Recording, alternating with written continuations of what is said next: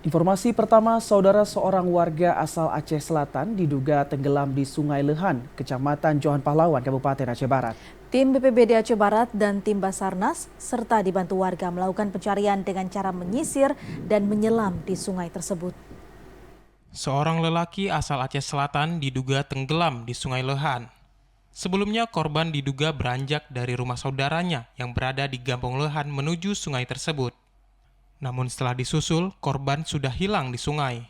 Tim BPBD dan Basarnas dibantu warga terus melakukan pencarian terhadap korban di sepanjang aliran sungai itu. Seorang petugas BPBD, Fandi, mengatakan pihaknya bersama Basarnas dan warga akan terus melakukan pencarian terhadap korban.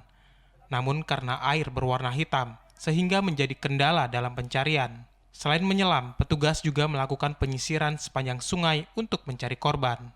Hari ini udah pencarian hari kedua, jadi sebagian kita dari BPBD menyisir dari atas, ini ada yang turun ke bawah, dari pihak Basarnas pun ada juga yang menyisir itu sebagian dari Gampong yang lagi menyelam juga tuh.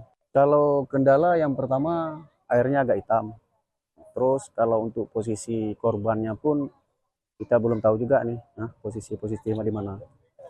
Korban merupakan warga Aceh Selatan yang sedang menjenguk orang tuanya di tempat saudaranya di Aceh Barat.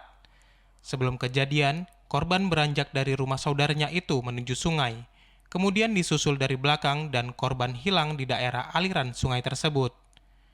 Dari Aceh Barat, Az-Zahar, TVRI Aceh melaporkan.